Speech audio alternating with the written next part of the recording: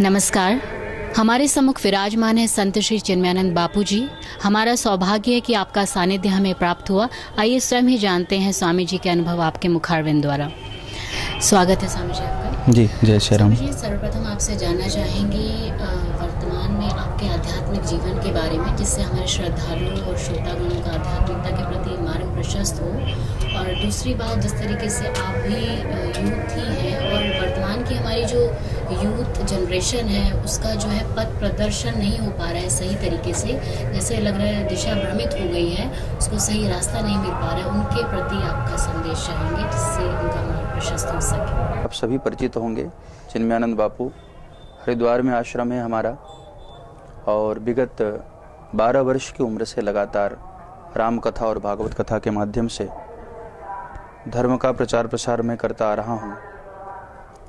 और जैसा कि आपने अभी प्रश्न किया युवाओं के लिए, वास्तव में मैं ही नहीं, मेरे जैसे बहुत सारे और भी संत इस बात से चिंतित हैं कि बहुत सारे आयोजन होने के बाद भी युवाओं का चित्त इस ओर आकर्षित नहीं हो पा रहा है।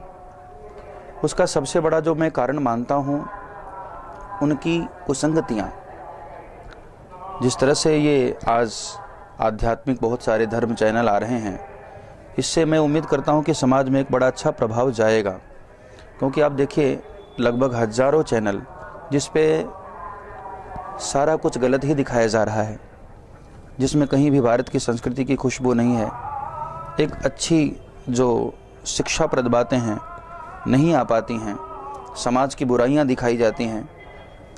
कहना ये होता है कि हम हकीकत दिखा रहे हैं, लेकिन उससे उनको शायद ये नहीं पता होता है कि समाज में इसका असर बुरा जा रहा है। तो युवा वर्ग का एक तो चित्त उसके कारण भी विचलित हो रहा है, और दूसरी बात है उनके गलत आसपास का वातावरण। इसलिए हम लोग प्रयास कर रहे हैं, बहुत सारे संतों ने भी प्रयास किया है, और जैसा कि मैंने एक कदम उठाया है कि अभी छोटे छोटे बच्चों को अपने संरक्षण में लेकर के उनको अध्ययन कराना और उनको अच्छा संस्कार देना और निःशुल्क उनको सारी विद्या दे करके फिर समाज को देना। तो ऐसे करने से आने वाले 20 वर्षों के बाद भी हम एक बहुत अच्छा समाज भारत को दे सकते हैं। युवा वर्ग जिस लिए परेशान है, युवा वर्ग की अपनी एक प्रॉब्लम है कि उसके पास अच्छा कोई मार्गदर्शक नहीं है। केवल युवा वर्ग को यदि हम छोड़ दें और सभी समाज के अन्य वर्ग को भी लें, आज पूरी पब्लिक, पूरी जनता चारों तरफ परेशान हो गई है। क्योंकि इतने पंथ हो गए हैं, इतने संप्रदाय हो गए, इतने मत हो गए हैं, लोग भ्रमित हो गए हैं कि हम जाएं कहाँ। तो ऐसे में युवा वर्ग को मैं एक बात कहना चाहूँगा। भगवान श्री कृष्ण ने गीता में कहा, स्वधर्मे निधनम श्रेया। हमारे स्वभाव के अनुकूल जो भी संप्रदाय हमको दिखाई दे और जो सच्चा दिखाई दे, हमें उस मार्ग पर चल देना चाहिए। हमारा धर्म क्या है? हमारा स्वभाव ही हमारा धर्म है।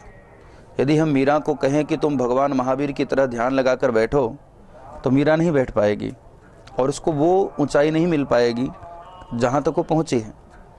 भगवान महावीर से कहें कि तुम मीरा की तरह नृत्य करो, तो भगवान महावीर से भी नहीं हो पाएगा। उनका स्वभाव है ज्ञान का। आज भूल जो हो रही है हमसे, हम अपने स्वभाव को नहीं पहचान पाते हैं और दूसरे के देखा देखी हम चल देते हैं उस मार्ग पर। हम अपने स्वभाव को पहचाने कि हमारा स्वभाव क्या है, फिर हम उस मार्ग पर बढ़ेंगे तो निश्चित है कि हम उस ऊंचाई तक पहुंचेंगे। बहुत सही कहा आपने, स्वभाव को जानने की ज़रूरत है। स्वामी जी, जैसा कि हम देख रहे हैं कि आध्यात्मिकता, यहाँ कुंभ के मेले में लोग एक आध्यात्मिक दृष्टिकोण से और तृप्ति और पावनता के महत्व को सामने रखते हुए आते हैं, यहाँ पे पावनता का अनुभव करते हैं। तो क्या केवल स्वयं को तृप्ति महसूस करना या गंगा में आकर स्नान करना ही काफ़ी है, या स्वयं को दृढ़ संकल्परत होकर अपने आप को स्व पुरुषार्थ के लिए आगे जीवन को अच्छे बनाने का भी प्रयास करना ज़रूरी है? देखिए, यह एक आध्यात्मिक अवसर तो है ही है, साथ में महाकुंभ का आयोजन ऋषियों के द्वारा इसलिए रखा गया क्योंकि विभिन्न क्षेत्रों से विलोम करने वाले संत महात्मा, एक यही ऐसा समय और स्थान होता है जहाँ पर सभी मत और सभी अलग अलग क्षेत्रों के लोग उपस्थित हो पाते हैं। तो यहाँ पर उपस्थित होकर के हर कैंप में आपस में बैठ कर के सभी आध्यात्मिक उन्नति के लिए चर्चा करते हैं। तो ऐसे में हमारा भी कर्तव्य बनता है सभी लोगों का कि गंगा स्नान करके तन और मन दोनों को पवित्र करके अच्छे कार्य के लिए हम संकल्प लें। ऋषियों ने बार बार कहा है कि गंगा स्नान करके केवल अपने तन को ही मत धो, तन और मन दोनों को पवित्र करो। और तीर्थों से संकल्प लेकर जाना चाहिए कि आज के बाद हम गलत कार्य न तो करेंगे और न दूसरों को करने देंगे। एक अच्छा कोई भी अनुष्ठानिक संकल्प हमको लेकर के चलना चाहिए।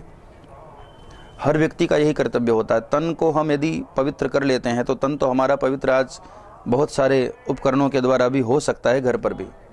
लेकिन गंगा स्नान करने का केवल महत्व तभी है क्योंकि अन्य स्थाने कृतम पापम तीर्थ क्षेत्रे विनश्यति, तीर्थ क्षेत्रे कृतम पापम बद्रिलेखो भविष्यति। अन्य स्थान में किया गया जो दोष है वो यहाँ आकर के संतों के संरक्षण में, आध्यात्मिक वातावरण में, गंगा स्नान से, तीर्थों में पहुँचने से वह मिट जाता है। लेकिन यहाँ से जाने के बाद भी यदि हमारा कर्म वही बना रहा तो फिर वो वज्रलेखो भविष्यति। तो यहाँ आकर के हम अच्छा संकल्प लें और फिर पुनः 12 साल के बाद जब हम यहाँ लौटें तो एक हमारा बदला हुआ जीवन होना चाहिए। इस संकल्प के साथ हम कुंभ में आए और इसीलिए आना ही चाहिए। स्वामी जी, जैसा कि वर्तमान का एक ज्वलंत मुद्दा है नारियों की स्थिति के बारे में, हम कहते हैं कि हमने बहुत ऊंचाई को प्राप्त कर लिया है, विज्ञान की दृष्टिकोण से हम चांद सितारों तक पहुंच गए हैं। क्या वास्तव में यदि हमारे वर्तमान समय में नारियों की इतनी दुर्दशा हो रही है तो हम अपने आप को वैज्ञानिक युग का मानव कह सकते हैं? जैसा कि हम सभी ज्ञात है, दिल्ली के जो केस हुआ अभी, उस महिला के साथ दुष्व्यवहार हुआ और उस घटना के बाद भी ये घटनाएं रुकने का नाम नहीं ले रही हैं, तो क्या कारण हो सकता है? किस तरीके से हम इससे उबर सकते हैं? देखिए, मैं इसका जो बहुत बड़ा कारण मानता हूँ, जिस तरह से बहनों के ऊपर अत्याचार हो रहा है, सबसे बड़ा कारण यह है कि उचित दंड की व्यवस्था हमारे देश में बड़ी लचीली है।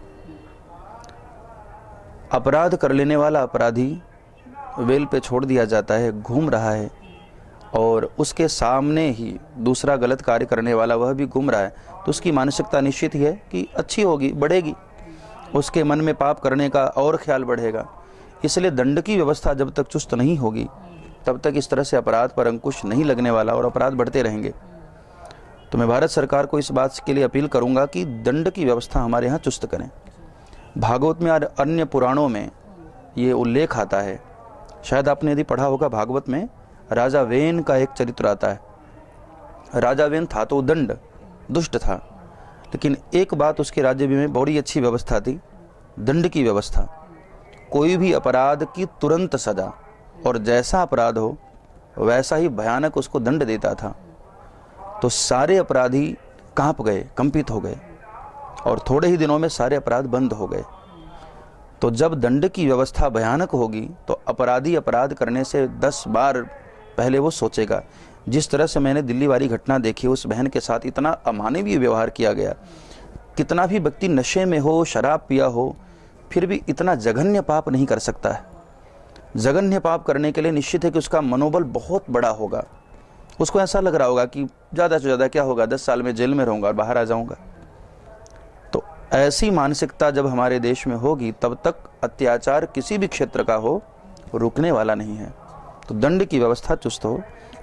दूसरी बात, गलत विकृत मानसिकता वाले लोग, उनको एक अच्छा संस्कार देने की व्यवस्था सरकारों को करनी चाहिए। बेरोजगार व्यक्ति इतने ज़्यादा हो गए हैं कि यदि हम बहनों का ही अत्याचार छोड़ दें तो अन्य मामले में भी बड़े भयानक भयानक कार्य हो रहे हैं। हत्या, चोरी, लूटपाट, बहुत सारी विकृत मानसिकता लोगों में आ रही है। उसका सबसे बड़ा कारण यही है, गरीबी, भूखमरी इतनी ज़्यादा हो रही है, बेरोजगारी इतनी बढ़ रही है कि इन कुंठित मानसिकता वाले लोग भी कई बार इस तरह के कार्य कर देते हैं। तो इसके लिए सरकार के जो नुमाइंदे हैं उनको बहुत विशेष रूप से बैठ करके चिंतन करना चाहिए, और संतों से मैं तो कहता हूँ मार्गदर्शन लेकर के, क्योंकि धर्म लोगों के हृदय पर शासन करता है। तो जब तक राजतंत्र पर धर्म का अंकुश नहीं होगा तब तक राजनीति भी साफ सुथरी और सीधी नहीं हो पाएगी। तो इसके लिए प्रयास करना चाहिए कि संतों के साथ बैठ करके राजनेताओं को भी और वास्तव में ज़मीनी स्तर पर कार्य करने के लिए चिंतन करना चाहिए और उस पर प्रयास करना चाहिए। स्वामी जी, जैसा हम देखते हैं यहाँ जो प्रजापिता ब्रह्मा कुमारी ईश्वरीय विश्वविद्यालय है गत वर्ष अपने 75 वर्ष पूरे कर चुका है। इस उपलक्ष्य में सभी जगह जो है प्रोग्राम भी सुनिश्चित किए गए और प्लैटिनम जुबली को एक थीम का नाम दिया गया, one God one word family, एक ईश्वर एक विश्व परिवार। तो ईश्वर एक है और ये सारा विश्व हमारा परिवार है, वसुधैव कुटुंबकम की भावना को प्राथमिकता दी गई। इसके बारे में आपका क्या कहना? नहीं, बहुत अच्छा कार्य है। मैं तो अलग अलग क्षेत्रों में लगभग आज हर जगह ब्रह्मा कुमारी की शाखा है और जिस तरह से कदम उठाया है जिन महापुरुषों ने, बहुत अच्छा कदम उठाया है और इसके माध्यम से हम पूरे विश्व को एक परिवार रूप मान करके आगे बढ़ सकते हैं। मेरी बहुत बहुत शुभकामना है। इसमें जो अपनी सेवा दे रही हैं बहनें और जो लोग भी संस्था से जुड़ रहे हैं उनको मेरी बहुत बहुत शुभकामना है और उनसे अपील भी है कि ज़्यादा से ज़्यादा लोग अच्छे कार्य की ओर आगे बढ़ें, क्योंकि ब्रह्मा कुमारी का जो भी कार्य मैंने देखा है, चाहे स्कूल हो या ध्यान का कार्य हो, योग का कार्य हो, अच्छी शिक्षा का, परमार्थ का कार्य हो, सराहनीय है। और भारत जैसे देश को आज ऐसी संस्था की और ऐसे संप्रदाय की आवश्यकता है। तो मेरी बहुत शुभकामना है। स्वामी जी, अंत में आपका श्रोताओं के प्रति भयमुक्त और शांति युक्त समाज के लिए संदेश?